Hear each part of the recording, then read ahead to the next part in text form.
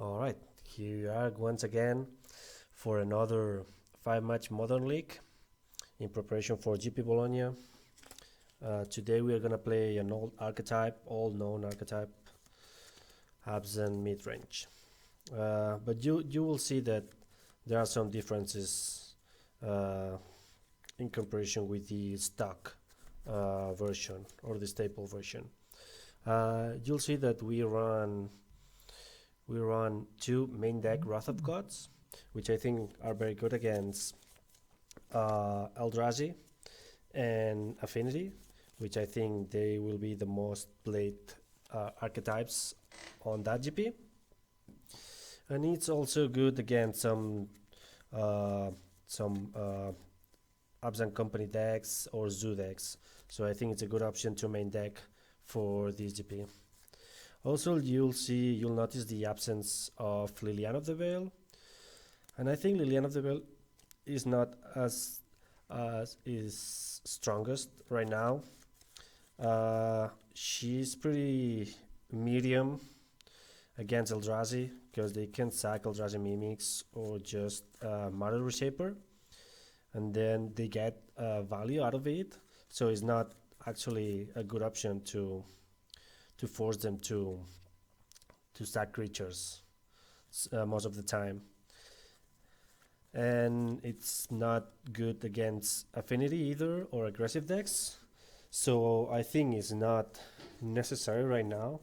I could see her playing in sideboard as a 1 or 2 off, but for now we're gonna try to play without her. Besides that, it's a pretty normal version. We have 6 discard spells, 2 Inquisition, 4 Inquisition, and 2 Thoughtseize. Although it might be correct to play more Thoughtseize due to the big amount of Eldrazi's we might face, but we will try 4 and 2 for the moment. Also, we are playing the cheapest removal spell we can find in these colors, which is Path to Exile. Obviously, Path to Exile is not good early in the game, but we need some removal spell that can interact with any creature.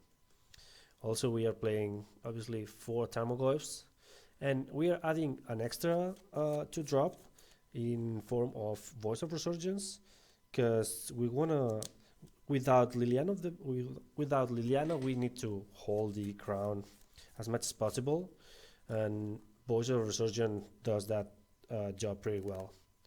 Plus, it's if we keep that voice until we wrath the board, we get value out of that wrath. So it's not bad to put some of our resources into the battlefield. Then we play 3 Linger Souls, which are really good to accomplish our strategy. I forgot about the decays. We are running 3 decays, but it might be 1 too many, because right now, if Eldrazi is the most popular deck, we don't have too many targets for our abrupt decays. But I personally hate losing against Affinity, and the best way to stop Affinity is to use removal spell after removal spell for the first 3 turns, and abrupt decay helps us doing so pretty well. So we have 3 Lingering Souls, perfect against Grandy decks, perfect against aggressive decks, so it's just very good in this archetype. Also, we run 1 Dismember, but I could see this being a pact of the Black Pack. I forgot the name now, because it essentially does the same, but we can save so much life points. So I could see this spot being a pact. Also, 1 Catch-All Metal Pulse, which is pretty good against some hard to deal with permanents like planeswalkers. And if people start running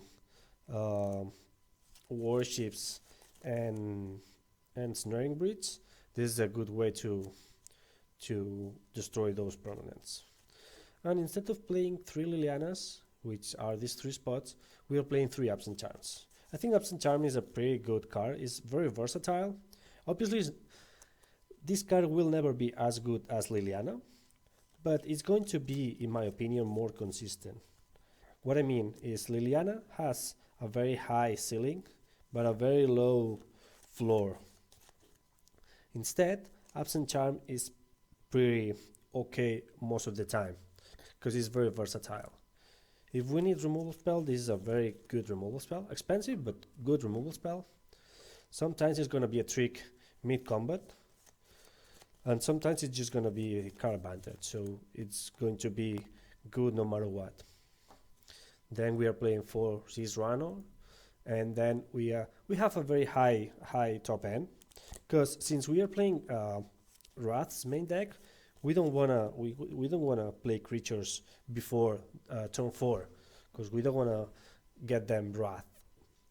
So we are playing 2 Tassigurs and 2 5 mana drops in forms of Sigarda and Thragtusk. Obviously, Sigarda is a very good finisher, and Thragtusk is just a very good card that can be Wrath, and we get value out of it. As for the mana base, it's pretty straightforward. We are playing a lot of basics. We are not running any Ghost Quarters or Tectonic Edge, because we are very demanding on our color mana. So we want to have as much color mana as possible. So we are running 7, I believe, fetches, 4 Windswept Heath, 2 Mars Flats, and 1 Berlin Catacombs. And then we are playing 2 of each Shocklands, except the Temple Garden, which is only 1 copy. We are also running 2 copies of Rothervetch Thick, so that we can have early mana without taking so much damage, which is pretty good.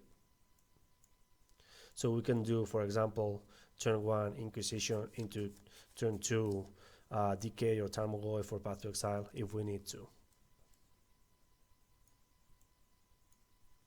As for the sideboard, we are running 3 Stony Silence for the Affinity matchup, and especially for the Tron matchup too, because Abzan has been historically a good matchup for Recurring Tron, so we don't want to lose against that archetype.